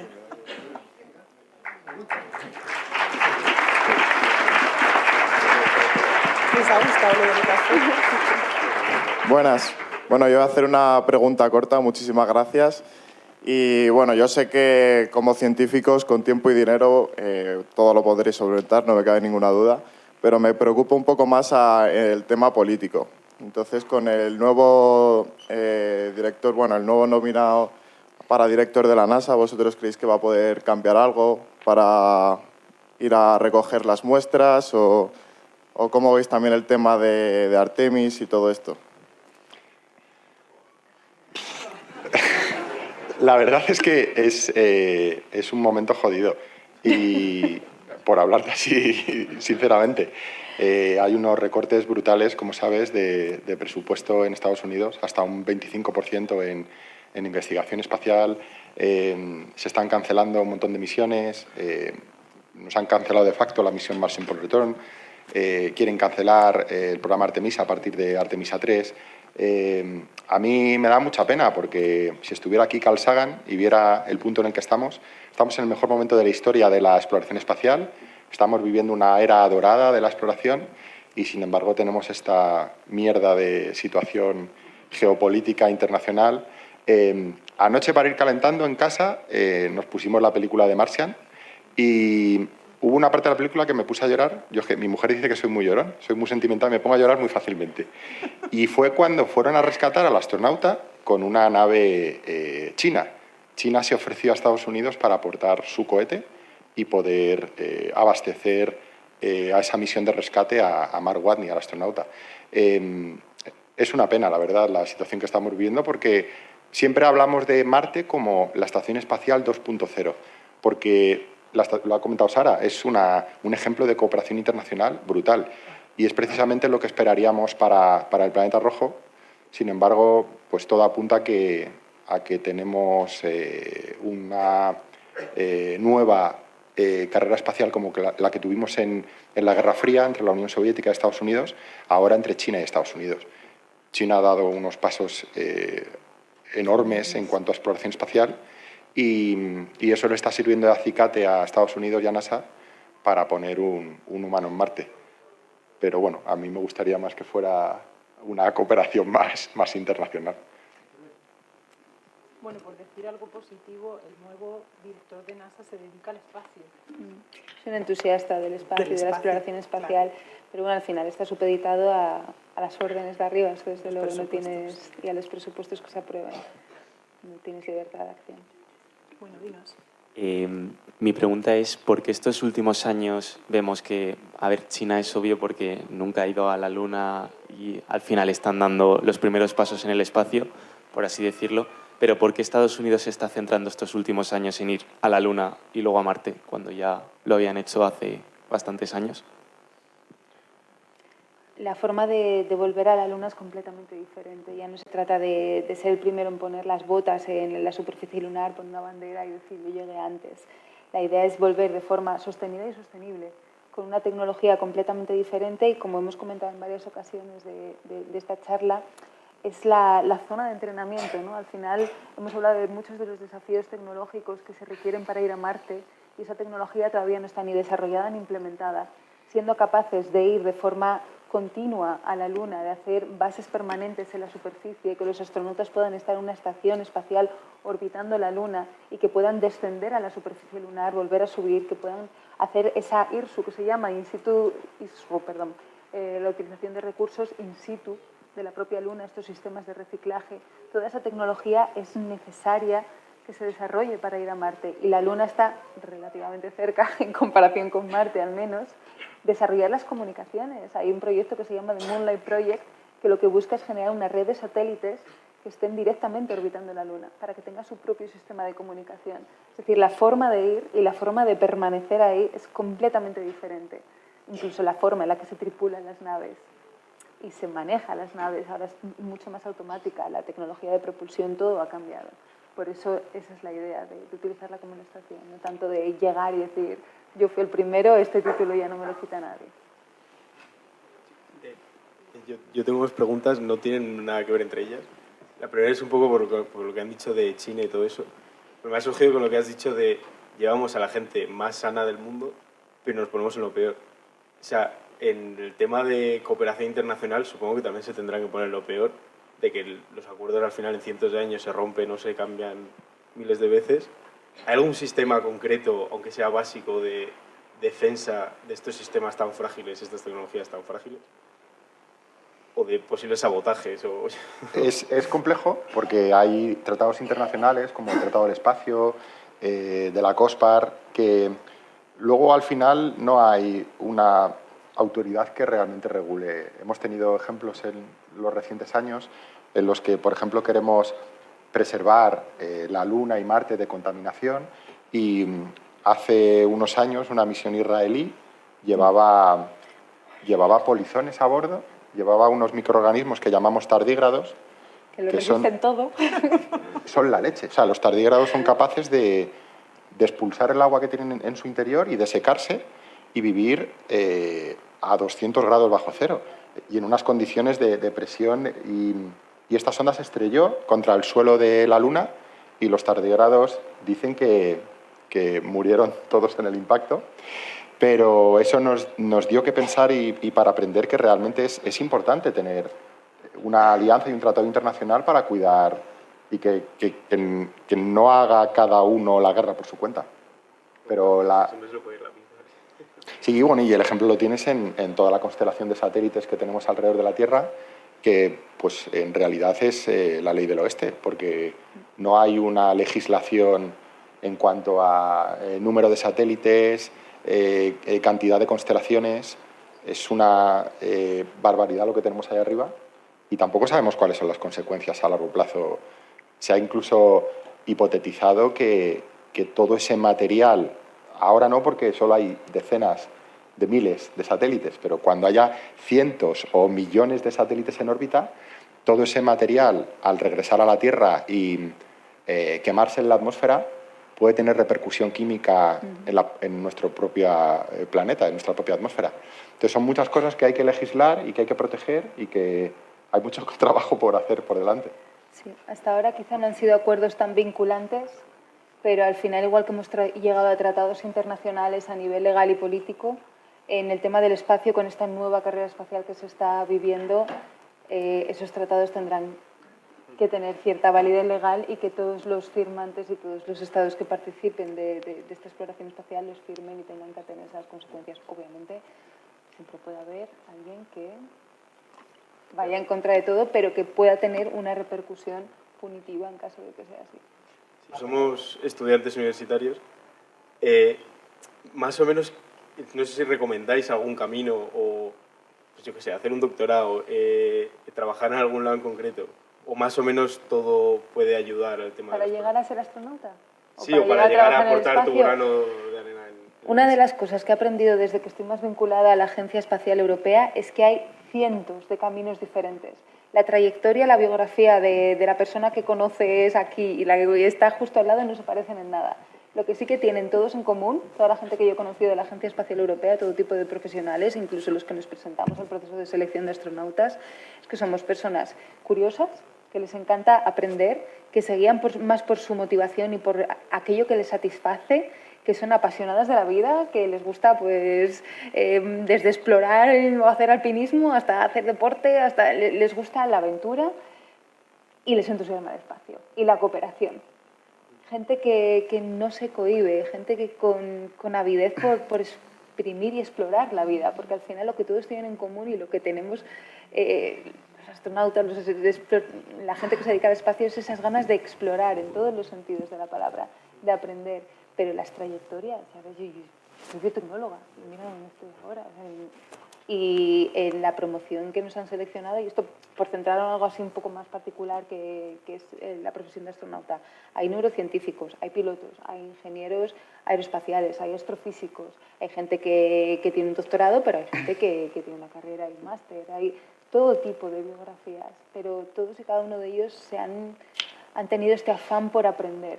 Entonces, todo lo que hagas que te aporte y que te sume experiencias y te dé herramientas para meter en tu mochila te va a ayudar si te quieres dedicar al espacio, pero se puede acceder al espacio desde hasta chefs para comida, de astronautas.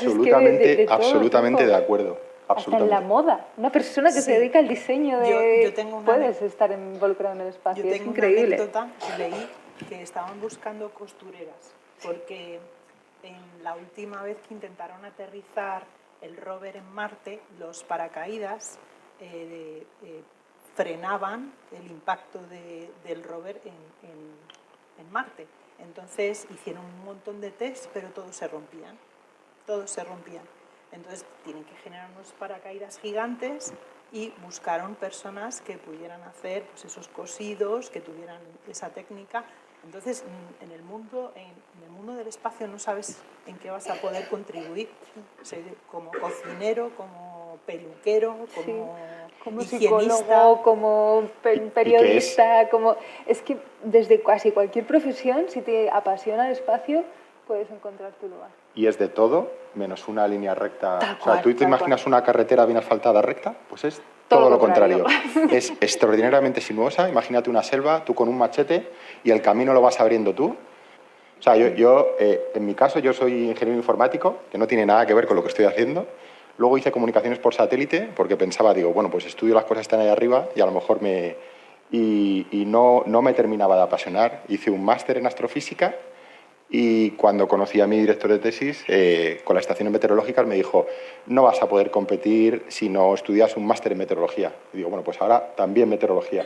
O sea, que al final es, si te gusta algo mucho y te apasiona mucho, es meterle... Yo esto lo digo mucho en los colegios y en los institutos, no es garantía de éxito, pero sí que es verdad que si no trabajas mucho y no te esfuerzas mucho, es más difícil llegar al destino. Eso y los idiomas. ¿Sabéis? ¿Otra pregunta? ¿Se puede otra pregunta? Vale.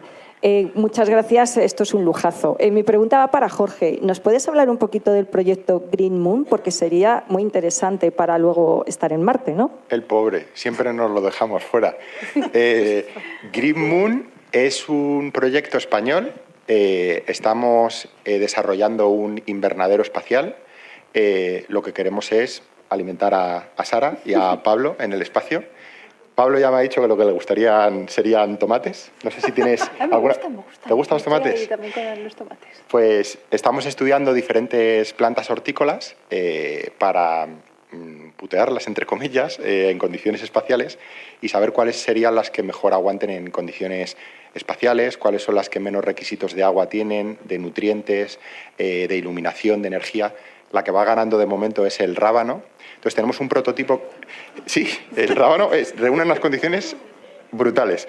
Y tenemos un prototipo diseñado, ya lo hemos propuesto en varias misiones, todavía no hemos conseguido volarlo, pero hemos firmado un acuerdo con una startup española espacial, Orbital Paradigm, y vamos a volar el año que viene en un cohete de SpaceX para hacer un experimento en microgravedad. Y la idea es pues poner, soñando, el instrumento en una base permanente de la Luna o para Marte. Precisamente porque, como decía Sara, lanzar cualquier cosa desde la Tierra es costosísimo. Poner un solo kilo de cualquier cosa, se hablaba de decenas de miles de euros para un solo kilo en órbita terrestre. En la Luna es órdenes de magnitud superior. Todo lo que podamos producir en la Luna y Marte, eso que nos ahorramos de lanzarlo desde la Tierra. Por eso, si podemos llevar... Este sería, claro, sería mi sueño, el cuarto instrumento español en otro cuerpo planetario. Y trabajar en los cuatro ya sería, pues, rizar el rizo. Así que tenemos muy buenas expectativas y estamos trabajando duro en ello. Tenemos un equipo de biólogos formidable en Granada, tenemos un equipo de ingenieros sensacional y tenemos también geólogos planetarios que han conseguido hacer un simulante, un material basáltico de Lanzarote, que tiene propiedades similares a las de la Luna, y nuestro equipo de biólogos ha puesto las semillas dentro y efectivamente en esas condiciones no crece nada. Pero han conseguido dopar el suelo con extremófilos y han conseguido engañar al suelo para que la planta crezca sin estrés. Entonces nuestra idea es mandar este sustrato dopado con extremófilos para que las semillas del rábano puedan crecer en el espacio. Esa es la idea. Es fascinante el proyecto, qué maravilla. Sí, sí, mola mucho. A ver si lo vemos en el espacio de una vez. Vale. Hola, buenas. ¿Se me oye? Vale. Así planteando ya ya para el futuro y demás, en el caso de que ya empecemos a viajar a Marte y se empiecen a desarrollar colonias, ¿estas colonias a quiénes llegarían a pertenecer? ¿Pertenecerían a alguna de estas agencias espaciales? ¿A algún país en particular? ¿A alguna empresa privada? Eso va un poco en relación con lo que hablábamos antes del derecho espacial. A día de hoy no está tan establecido, hay acuerdos, pero son acuerdos no vinculantes y más de ideas y de propósitos. Pero se está avanzando mucho en legislación espacial de facto y en crear leyes. Creo que hasta donde yo sé todavía eso no está definido por todos los gobiernos y las agencias implicadas. Pero se está yendo mucho en esa dirección precisamente por ese grandísimo interés que hay ahora y que tenemos que controlarlo antes de que suceda. Pero hasta donde yo sé, no sé si sabes tú. Igual, hay un truquillo o un vacío legal en Artemisa que es las misiones o las naciones pretenden proteger sus zonas de aterrizaje, como ha dicho antes Sara, y lo que pretende, por ejemplo, Estados Unidos es convertir en parque nacional aquellas regiones que están alrededor de las zonas de aterrizaje de las misiones Apolo. Es una forma de decir, vale, este suelo no es de nadie, este suelo es internacional, no me lo puedo quedar, pero como he tocado aquí y he puesto mi nave aquí, nadie... sería ilegal, por ejemplo, que China aterrizara encima de un aterrizador de las Apolo o que una misión americana, por ejemplo, invadiera pues una zona de aterrizaje donde está una sonda china. Esto al final es un poco echa la ley, echa la trampa. Sí. Si ya has tocado esa zona, ya se supone que con este vacío legal o esta ley paralela, pues ya no se puede tocar. pero bueno, veremos cómo evoluciona. Va a haber tortas por las zonas del hemisferio sur de la Luna, yo creo que va a haber tortas en las próximas décadas. Bueno, felicitaros, se me oye, sí. Felicitaros es una más, ¿no? Desde luego es un orgullo teneros aquí y desde luego todo lo que hemos aprendido. Me hubiese gustado tener muchísimo tiempo para charlar con los tres, perdón. Pero bueno, al hilo de esto que se acaba de decir, yo recuerdo, porque yo empecé en la NASA en el año 69, cuando el primer hombre llegó a la Luna, poquito antes, puesto que estuve en el programa Apolo 11, la cantidad de temas, la prensa se movía mucho y tal, que si iban los americanos ya era casi seguro que iban a llegar antes que los soviéticos, los rusos. El primero que llegara se iba a quedar con la Luna. Por lo menos eso es lo que amenazaban algunos periódicos, etcétera. No, aquello no podía ser. Y entonces, bueno, creo recordar que la Unión Astronómica Internacional, en una de sus reuniones, decidió que nadie se podía posesionar de un cuerpo celeste allá donde fuera por el hecho de llegar el primero, etcétera. O sea, que eso pertenecía a todos y a ninguno a la vez. Y así, bueno, ha pasado con todas las misiones Apolo, desde el 11 hasta el 17 que llegaron allí, y como todo aquello sigue estando allí, etcétera, nadie ha pretendido tal. Sí hubo la polémica, bueno, pues si van en nombre de toda la humanidad, ¿por qué no clavan la bandera de la ONU? Bueno, pues también hubo polémica, claro, hasta que ya alguien más sensato dijo, ¿la ONU? ¿La ONU? ¿La ONU qué es? ¿Qué es la ONU? ¿Soluciona algún problema? ¿Calma alguna guerra? Tal. A llevar. Además, hubo un congresista, y fue muy aplaudido, congresista norteamericano, que dijo, ¿de quién es la idea? ¿De quién es el empeño? ¿De quién es el esfuerzo? ¿De quién es el dinero? ¿De quién es el ánimo, el entusiasmo, etcétera? De los Estados Unidos de Norteamérica. La bandera que se puso fue la de Estados Unidos de Norteamérica. Pero la realidad es que eso sigue siendo pálido. Puede haber una mala fe, las leyes se hacen, pero también se violan. Puede haber alguien que, pues, los chinos no sabemos nada de ellos, nada más que lo que nos quieren decir, cuando el éxito está garantizado. Estoy recordando que era la misma técnica de la Unión Soviética entonces. No se sabía que había habido un astronauta, primer astronauta, Gagarin, hasta que ellos mismos decidieron publicarlo, etcétera. Y si fracasaban, no podían permitirse ese lujo. Mientras que en una sociedad abierta occidental, pues así era. Cuántas veces se anunciaba el despegue de un cohete y delante de toda la prensa estallaba y bueno, ¿qué se le va a hacer y tal? Bueno, lo abrevio. Muchas gracias. Muchas gracias a ti. Gracias. Y yo no sé si la gente joven conoce a José Manuel, es historia de la exploración espacial y es una leyenda viva y tenemos que sentirnos muy orgullosos de todo lo que ha hecho. Fue de los primeros seres humanos en establecer las comunicaciones con las misiones Apolo en las antenas de espacio profundo y me gustaría que recibiera un aplauso de todos porque se lo merece. Gracias. Sí, bueno, quería dar las gracias a los ponentes y animar al Ayuntamiento de Robledo de Chabela a seguir en esta línea de fomentar el conocimiento y la divulgación en temas astrofísicos y que incluso sea una señal de identidad del pueblo, dado la cercanía con las instalaciones que hay, ¿no? Quería preguntar a ambos qué opinan de todo el lío, en parte científicamente interesante, en parte estrambótico, que está montado con todo el tema relacionado con TRESI Atlas, lo que dice Avi Loeb, las críticas tan duras que está recibiendo ahora por otros científicos. ¿Qué opináis del tema? Porque hay mucha confusión y bueno, esa es la pregunta. ¿Qué opináis del tema vosotros en tanto personas, digamos, científicos especializados en esas cuestiones? Yo aquí no puedo contestar porque he leído cosas muy puntuales y no tengo la información suficiente como para formarme una opinión sólida. Entonces no puedo mojarme. Yo sí me voy a mojar. Es un cometa interestelar y como tal es muy interesante porque es un cuerpo que procede de otro sistema solar y podemos estudiar otros sistemas solares sin necesidad de enviar naves espaciales hasta allí. Es decir, ellos vienen aquí. Los sistemas solares sabemos que son sistemas dinámicos que interactúan y que pierden mucho material. Nuestro propio sistema solar pierde asteroides, pierde cometas, pierde planetas y pensamos que perdió una estrella. Pensamos que el Sol nació con una compañera, que era una estrella binaria, y que la perdió. Los sistemas solares interaccionan unos con otros, a veces pasan estrellas cerca de unos sistemas solares, se pierde material. Y entre este material que se pierde, pues se pierden cometas. Súper interesante. Punto. No hay nada más, no hay nada raro. Tampoco ¿Descartas las hipótesis entonces? Sí, yo no... A ver, es que yo a veces soy un poco políticamente incorrecto, pero yo creo que igual que es extraordinariamente interesante desde el punto de vista científico, o sea, es la leche, porque podemos estudiar, tiene una proporción de dióxido de carbono frente a agua muy alta, tiene muy poquito agua en comparación con los cometas de nuestro sistema solar.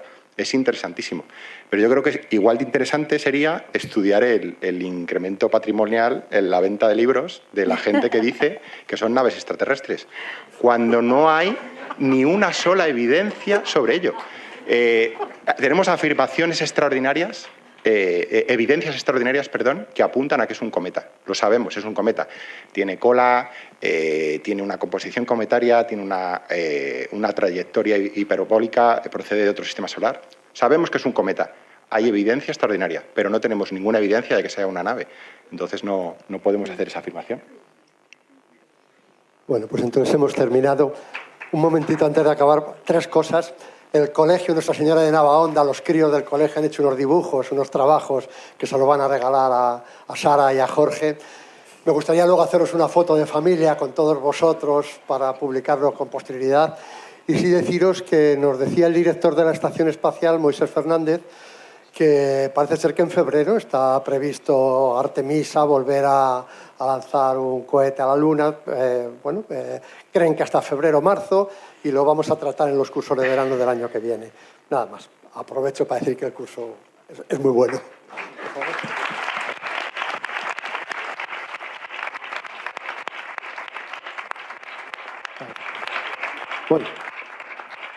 Bueno, yo vengo en representación de los niños del cole.